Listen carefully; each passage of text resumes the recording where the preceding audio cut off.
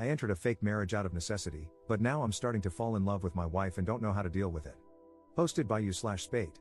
This is all a very complicated and sad situation. About 4 years ago, my wife and partner of 8 years passed away due to complications after the birth of our second son. I was deployed at the time and completely devastated. After flying home, I felt that nothing would ever make me happy again. My sons are great, now 6 and 4, but overwhelming, so I asked a sister of one of my Marine buddies, Cass, to help out. She had been friends with my wife, but not close friends, and she agreed in exchange for a place to stay. At the time, Cass was only 20 years old and in quite a bit of debt due to her extremely abusive ex-boyfriend, whom she had finally left about 3 months earlier. During the first few weeks of her helping out with the boys, she asked to borrow money to see a doctor due to shaking hands. She had no insurance. I happily obliged. She was an angel, doing all the cooking and cleaning and keeping my young family together. It turned out that she had developed some sort of neurological disorder, probably brought on by repeated abuse. At the time, it seemed simple. I had good insurance, she needed healthcare, I never thought I'd be able to move on from my wife, and she was afraid of intimacy. I agreed that I would marry her but keep our relationship platonic. She promised not to burden me with her debt, and we had a prenuptial agreement and all. I know that this is fraud of the government, hence the throwaway, but we were both so damaged and needed somebody, even if not intimately. The past 3 years have been about as good as expected, if not better. Cass is great, better than great. She keeps the house spotless, has food ready every night when I get home, and has been working overnights as a baker and has almost paid off her debt. Her condition has improved greatly as well, thanks to the excellent medical care she received. With the boys, she is a saint. She tells them about their mother, shows them pictures, takes them places for fun, and even taught them how to read. Of course, the 6-year-old just finished kindergarten, but my 4-year-old is going to be the smartest kid in his class next year. Sometimes, the 4-year-old calls her mommy, but she shushes him and reminds him her name is Cass and that mommy is the angel whose picture is above the fireplace. Once her debt is fully paid off, the kids are in school, and she saves up a bit of money. She plans to go into a nursing program. Our relationship is still platonic but very caring. I've cried on her shoulder more times than I can count, and she's done the same. One night, I was very stressed out and yelled at her about something pretty inconsequential. She had taken my sons to see Santa without me.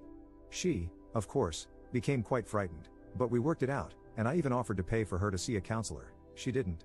That was 2 years ago, and while we've had minor fights since then, we've been able to work through them.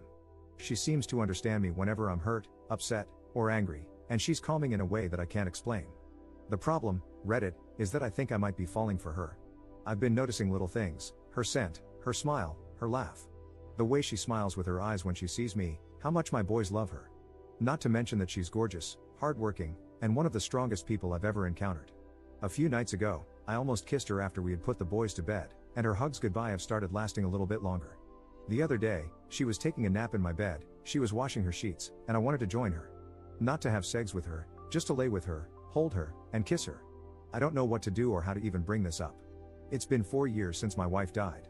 I can only think of a quote from A Song of Ice and Fire in which a character says, "When the sun has set, no candle can replace it," meaning that since his true love has died, nobody could replace her. That's how I used to feel, but there have been days when my thoughts are occupied with Cass, and I haven't even thought about my wife. I feel bad about it, and I still miss her, but I never thought I'd be able to move on. I feel guilty and disloyal. At the same time, I want her, not just sexually or physically, but romantically. I want to be intimate with her, not just as friends. I don't know how to bring it up. I don't want to scare her or make her uncomfortable, but this is becoming more difficult than I could have ever imagined. I was thinking about asking her to get dinner, just the two of us, and bringing it up. But what if she refuses? How can I gauge her interest? If it means anything, the other day she was having a hard time with the boys, they were restless and out of hand, so I brought her home some of her favorite flowers. She was extremely giddy, gave me another lingering hug, and even gave me a quick kiss on the lips. I was taken aback, but she pranced around, finishing dinner and putting the flowers in a vase. What does this mean? Edit. Screw it. It's been an hour on here, and you've convinced me to tell her. I've called her favorite fancy restaurant and made a reservation. Her brother agreed to babysit and let her/me stay at his place tonight if she isn't into it or feels uncomfortable. She paid off her debt this morning. Apparently, she just texted me a picture of the check, and next week is our 3-year anniversary, so that's the prelude. I'm going to tell her at dessert. I'm nervous as hell. Update 1 day later. Last night was hectic at first.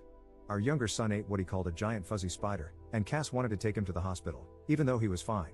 Her brother, we'll call him Joe, told her he'd take care of it and basically forced her out of the house to celebrate getting out of debt. She really didn't seem like she wanted to go. At all. I was getting nervous. We got to the restaurant pretty early, but luckily, they had a table. She ordered wine, which was odd because she hasn't drunk much since breaking up with her ex, but I figured it was a time to celebrate. We made small talk for a while, but it felt forced, and I knew I had to tell her soon. Before the entrees even came, I said I had something to talk to her about. She didn't smile and told me, "I know." Joe told me. My goddamn heart almost stopped. That prick. I hurriedly told her I was so sorry, that I didn't want her to find out that way, and I had wanted to tell her myself. She shook her head, frowned, and said it was okay. She just wanted me to be happy and said I deserved it. I told her I didn't want to stress her out or make her uncomfortable, but I needed to tell her and see how she felt, and that it was completely up to her. She gave me a look and said that, actually, it was up to me, and I should just do what made me happy. She mentioned she was probably going to move out after her program ended and promised to stay out of the way until then. That's when I realized something was off and asked what the hell Joe had told her. She said he told her I wanted to take her out to dinner to tell her I'd started developing feelings for a girl and wanted to ask her permission to ask this girl out. It was then I realized Joe had set me up for the most climactic pickup line ever to exist. Our entrees came, I had shrimp and pesto gnocchi, and she had crab legs, for you detail lovers, and I explained that, yes, I'd started developing feelings for a girl, I just didn't want it to mess up what we had. She said it wouldn't mess anything up, that she still loved the boys, and that she'd take care of them in the house. I then explained that I wasn't going to ask the girl on a date, though, and she asked incredulously why not. Then I dropped the smoothest line I've ever dropped, because I'm already on a date with her. Right? Thanks, Joe. He must have known about the movie I had planned and really wanted that line. She gave me this look, the same one she gives my sons when they say things like, "I'm going to the mall by myself," or "I have a girlfriend named Tammy." Then she looked away, smiled, shook her head, and asked, "Really?" I nodded and told her I cared about her more than anybody else alive, other than my sons, that I loved our family, and that I'd fallen in love with her. She took a drink of wine, rolled her eyes, and said, "About freaking time, Alex." I'll never forget what happened next. Maybe it was a faux pas, but I leaned across the table and kissed her, spilling her wine. But neither of us cared, and we kissed for about a minute before she told me to get off her before her crab legs got cold. She was joking, but not, you'd have to know her. After leaving the restaurant, we got ice cream, sat around, and kissed some more before heading home. Joe was sitting on our couch watching one of those VH1 dating shows with a crap-eating grin on his face. Cass ran in, screaming at him that he ruined everything and that she was going to have to move in with mom now. We let him believe it for about 5 seconds before bursting into laughter. He shook my hand, told me the boys were sleeping, and left. I picked Cass up, kissed her, and carried her to my room, where we, well, made out for like 2 hours and snuggled the hell out of each other. She isn't ready for anything else but emphasized yet. I'll give her all the time in the world. At one point, the youngest came in because of a nightmare and brought his dog, a golden retriever puppy, claiming the doggy was scared. So, of course, we let him in. I woke up early to make everyone breakfast, and, of course, deliver it, and am about to go kiss my wife goodbye before asking my boss for the second half of the day off to spend more time with her while the boys are at school and preschool. Sorry I haven't replied to everything, I was a little busy, but thank you all for the support. Second update 2 months later. Hey everybody. I hope your workday is going well. My day has been crazy, but everything has been going wonderfully lately. It was somewhat strange at first explaining it to our friends and family, but most of them had already caught on, including my sons, who act as if nothing has changed. I'm pretty sure the little buggers knew the entire time. Anyway, last night I came home, and Cass was out of it. Dinner was burnt, which is no big deal, I can't cook well either, but it's out of character, and she was drinking lightly, only 1 or 2 glasses of wine.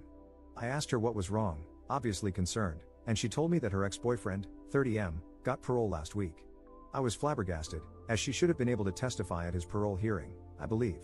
Apparently, the crime for which he was incarcerated was unrelated to the abuse, which I had always assumed was the reason, but Cass had been one, assured it would put him away for at least a decade, and 2, far too afraid to testify against him or press charges. Apparently, he'd been arrested for this felony, and while he was being held, he asked her to post bail. Instead, she asked my first wife for help moving out and moving on. I don't know what to do. I don't think we have any legal way to put him back in prison. She knows she should have gone to the police and feels guilt-ridden and upset about it now. I know she's going to be safe because if he tries to contact her, I'll take legal action to ensure he doesn't come near her. I've taken off work today, but I've promised that even when I go back, I'll have my buddies stopping by throughout the day. But I don't know how to make her feel safe. I've contacted my lawyer about filing a restraining order, and he said it shouldn't be too hard, but she's a mess. I just don't know how to make her believe that she's safe. I doubt this piece of crap will come around, but I know what I'll do if he tries. Third update 1 year 3 months later. Hey Reddit. First of all, I'd like to apologize for not keeping you guys updated. I've honestly just been pretty occupied with life lately. Last night, I had trouble sleeping. I was browsing the internet when an article about Reddit popped up, And I thought, I wonder how those nice people are doing. Then I signed in and realized that a lot of you really care about how my life is going with Cass. The answer is, pretty well now.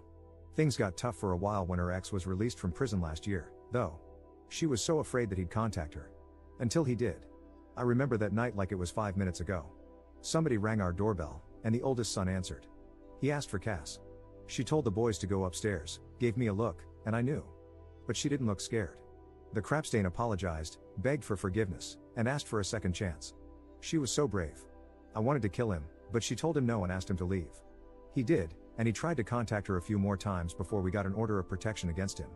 Last I heard, he moved upstate to live with his dad or something. Around this time, her brother Joe also got into a really bad car accident and ended up having to move in with us for a while. He's a great guy and one of my best friends, so we didn't mind, but it was a stressful time. About 7 months ago, we finally, consummated our marriage, I guess you could say. The boys are doing great and are really happy. Cass got a pretty good job, although I think she's working too much overtime, and loves it. We're expecting our first child in February and couldn't be more excited. You could say that life is pretty good. Fourth update 7 months later. It's a girl. Sorry for not updating, it was a pretty rough pregnancy, and Cass has put her foot down about wanting more. I guess 3 is enough, but everything turned out great. Little Therese was 21 inches and 9 pounds at birth, and as bald as I am. She's way easier than the boys were, she hardly ever cries and is the most photogenic baby ever. Our youngest son is completely smitten and always tries to help, it's less cute than you'd think. Joe is also doing okay. His back is still bothering him, but he's dating a girl who actually went to my high school, 2 years younger than me, though. He's pretty happy with her, and we're all very happy for him. Other than new fatherhood, not much to update. I'm home watching the baby today while Cass is out, so I should be around for a while. Fifth update 9 years 9 months later. Hey guys, it's definitely been a minute. I ended up making another account a few years ago to follow things I'm interested in. Don't get me wrong, everyone was nice enough, but I kind of just wanted to start over with an account where nobody could easily find my life story, lol. I'd see this account pop up every few years and always think about updating, but there was either nothing huge to update anyone on, or I just wanted to step away from it, I guess. Sometimes it felt like my life was being overshadowed by this great love story that everyone thought represented every moment of my life. Then they made a movie, and no, I wasn't involved, didn't see it, and I'm not going to. I guess the happy updates are that we did end up having another baby, unplanned, but we love him so much. I had kind of put off getting a vasectomy but took care of that right after. Cass finished school and has a great job where she's moved up a lot, actually. I got out of the military and have been working a civilian job. Our dog passed 3 years ago, but we got another puppy a few months ago. The older boys are doing great in high school and sports, they both made varsity their freshman year and are so kind. Our younger two are also doing great, happy and healthy. I got a new job during COVID and love it. Her condition continued to improve and is now completely managed with therapy and medication. The bad updates, I'll start with the worst one, which is that Cass's brother passed away 4 years ago. He got into some trouble about a decade ago and never really got himself back together. We were both devastated. It felt like everything went gray in our lives, and we were struggling to stay afloat emotionally, if that makes sense. I threw myself into work and one of my hobbies, and she became severely depressed, even quitting her own hobby to focus on work and the kids. After a while, we were basically just roommates raising kids together. I don't know. Hindsight is 20/20, and I think we just didn't focus on each other because we were too focused on ourselves. About 7 months ago, I asked for a separation and moved out. She was devastated and didn't agree with it at first, but eventually, she accepted it. I didn't cheat on her, but I definitely saw how other marriages in our friend group worked and realized that she barely asked me about my day, my hobbies, or anything anymore.